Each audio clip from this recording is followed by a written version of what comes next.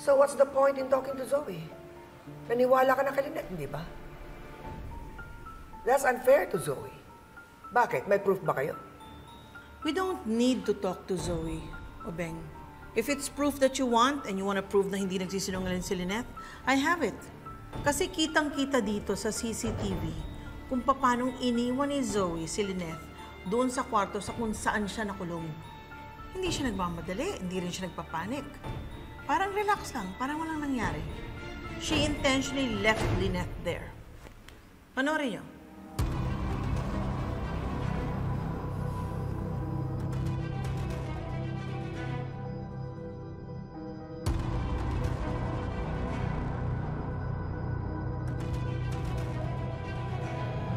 So, ngayon yung sabihin sa amin na inosente yung pinakamamahal niyong apo.